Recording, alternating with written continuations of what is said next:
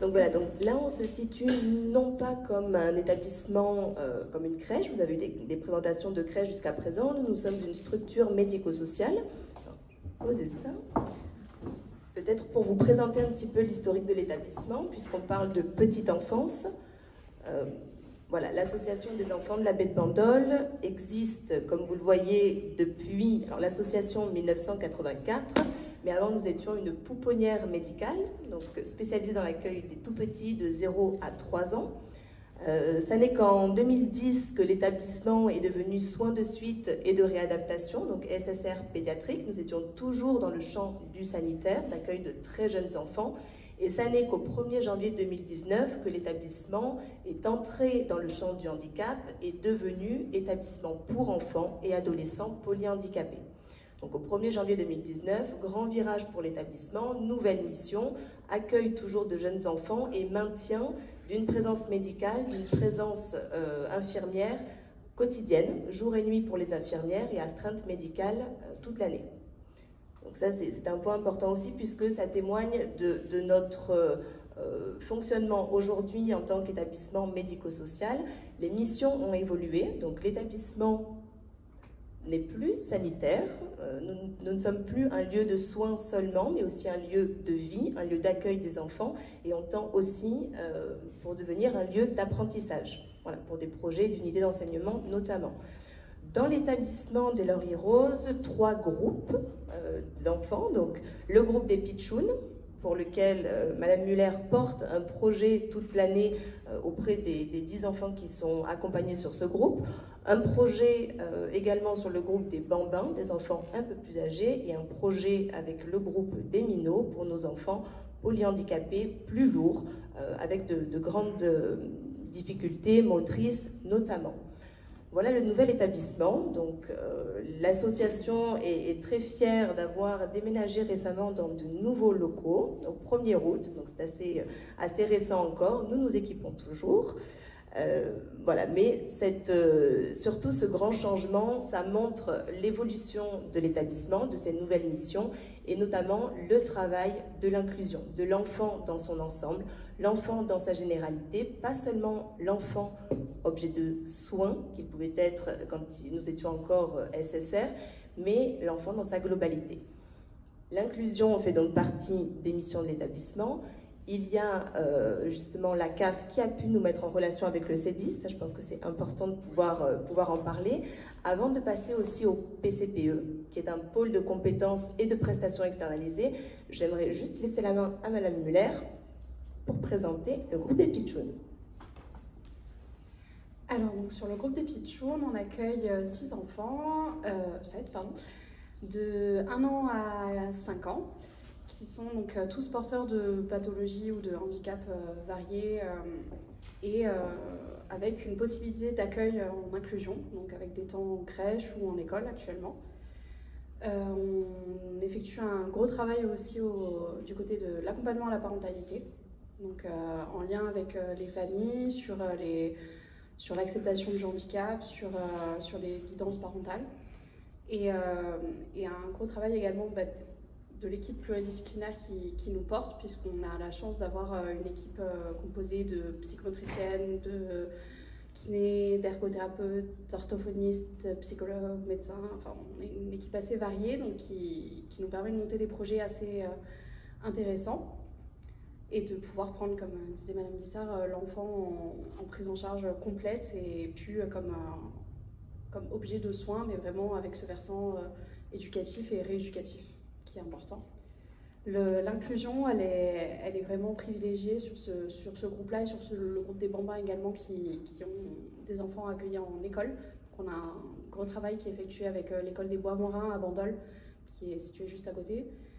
On privilégie au plus les échanges et les échanges de pratiques qu'on peut avoir avec les AESH, avec la crèche. On fait des temps de présence. On a fait venir les AESH sur la structure pour qu'elles puissent voir le quotidien des enfants et ce qu'on pouvait proposer.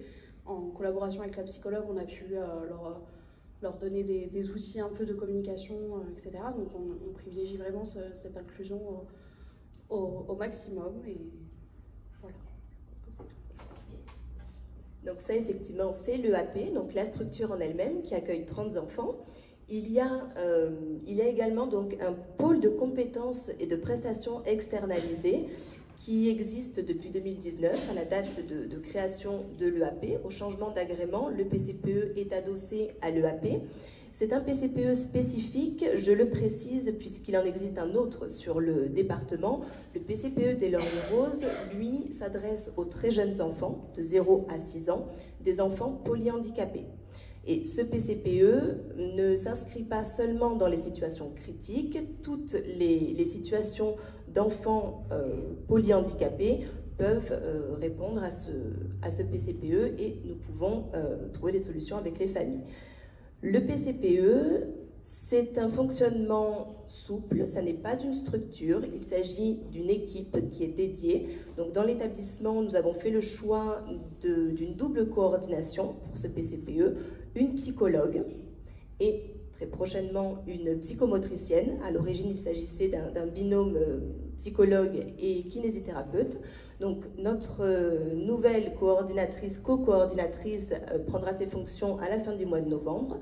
Il y a également dans l'équipe fixe du PCPE notre assistante de service social qui est dans la salle et qui pourra répondre à vos questions éventuellement ou sur le stand cet après-midi.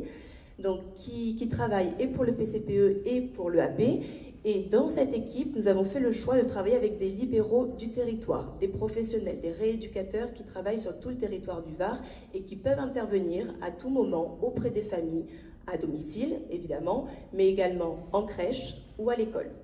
Il y a un gros travail de coordination qui est réalisé par le PCPE parce qu'il est important quand on accompagne un enfant en situation de handicap de pouvoir à la fois rencontrer sa famille, premier partenaire dans cet accompagnement, mais également tous les professionnels qui régulièrement se retrouvent confrontés à des situations parfois difficiles, seuls en cabinet. Il est important d'avoir une coordination et de pouvoir en équipe trouver des solutions pour ces enfants. Le travail d'inclusion est essentiel, vous pouvez lire quelques missions. Alors lire, je ne sais pas, parce que pour avoir été dans la salle, je ne sais pas si vous arrivez à lire. Nous avons des flyers si besoin. Le PCPE œuvre à la fois pour les enfants. Tout à l'heure, voilà, M. Chevalier en parlait. Les missions principales du PCPE, c'est évidemment de proposer un accompagnement global à l'enfant, de pouvoir trouver des solutions, quelles qu'elles soient, dans toutes les situations de sa vie et de répondre à ses besoins. Il y a un projet qui est élaboré avec la famille. Les bénéficiaires peuvent également être l'entourage. Je dis également, mais en réalité, quand on accompagne un enfant, et vous le disiez très justement tout à l'heure, on accompagne également sa famille. Dans les démarches, certes, mais pas seulement. Dans un accompagnement, parfois à la guidance parentale, c'est la raison pour laquelle la coordinatrice de notre PCPE est une psychologue qui peut travailler cette guidance parentale avec la famille.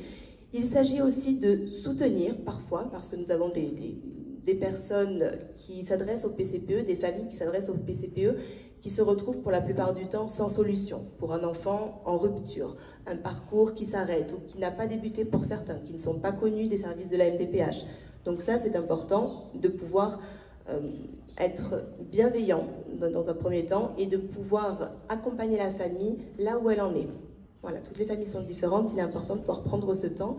Il est important aussi de s'entourer de professionnels justement ou de structures motivées, compétentes, volontaires pour l'inclusion et pour ce travail de partenariat.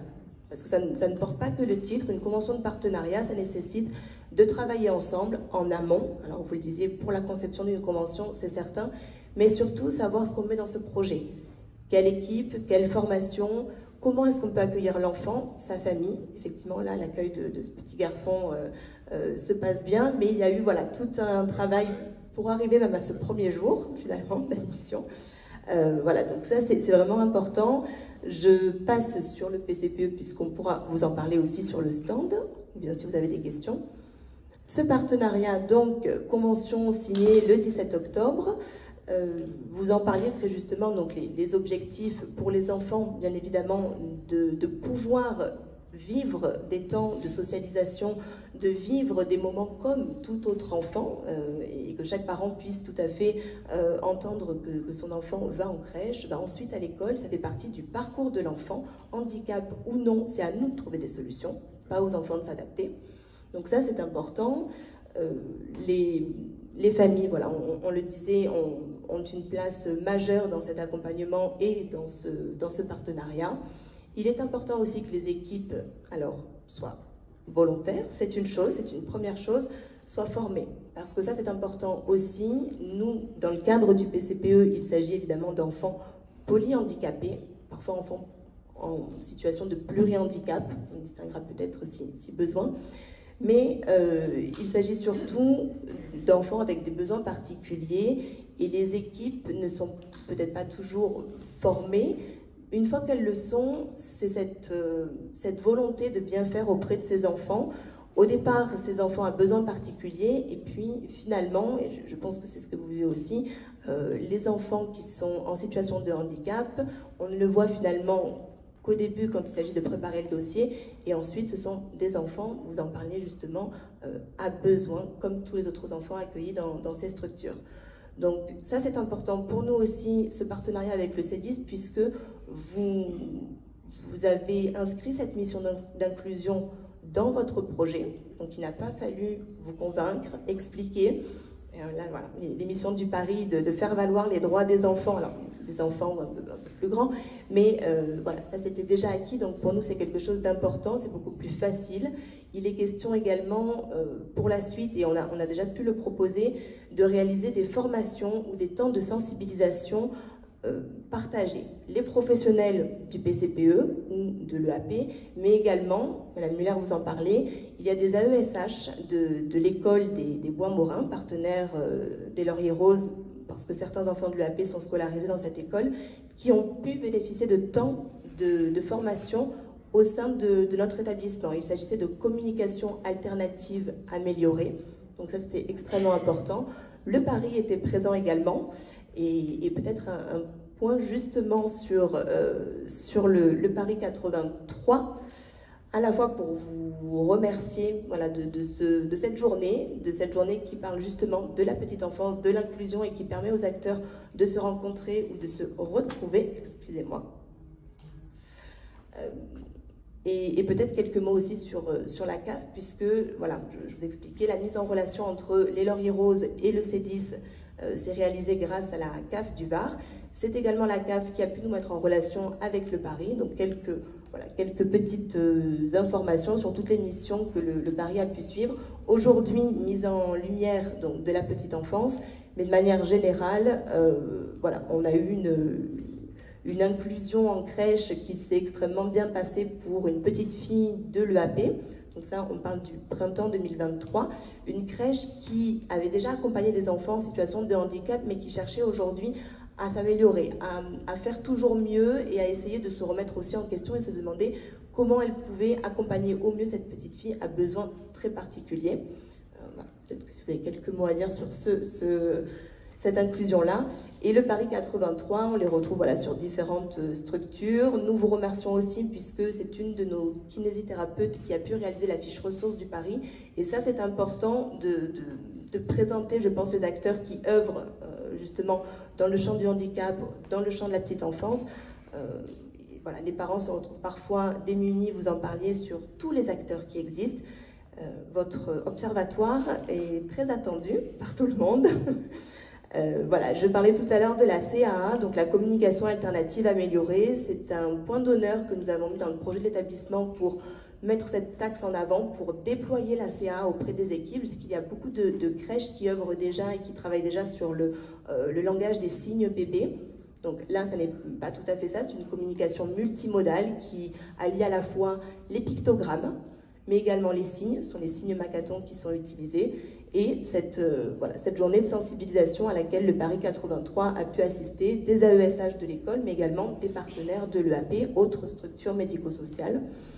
Et petit point aussi, puisque l'inclusion, là on parle de l'inclusion en crèche, l'inclusion dans le monde ordinaire passe aussi, alors nous c'est un axe qu'on développe, le sport. Aujourd'hui, au sein de l'établissement, il y a un projet handivoile qui se profile avec la Société nautique de Bandol, et le Paris 83 travaille également avec la SNV pour proposer des outils adaptés justement aux personnes en situation de handicap. Donc voilà, à nouveau, on se retrouve sur plusieurs projets.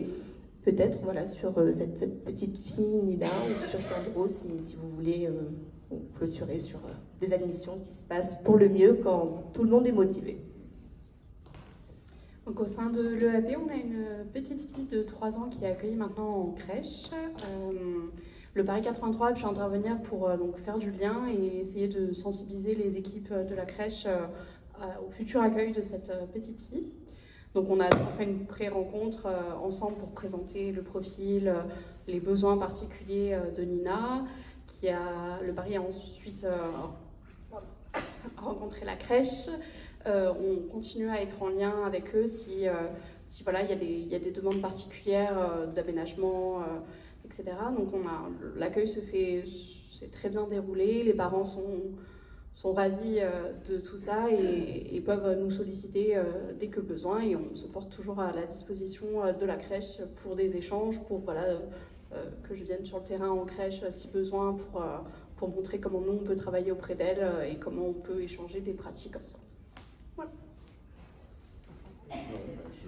Oui, l'accueil de Sandro, effectivement, je vous l'expliquais un petit peu tout à l'heure, il se déroule très très bien. C'est vrai qu'il y a eu une phase, on va dire, de préparation à l'accueil, puisque l'accueil c'est la finalité, mais avec donc les équipes des Lauriers Roses, avec les parents de Sandro, et aujourd'hui, et surtout avec la directrice et l'équipe de l'établissement, puisque bien évidemment qu'il a fallu voilà, expliquer la situation, faire des échanges, assurer une coordination avec l'équipe pour qu'elle puisse comprendre les besoins de l'enfant.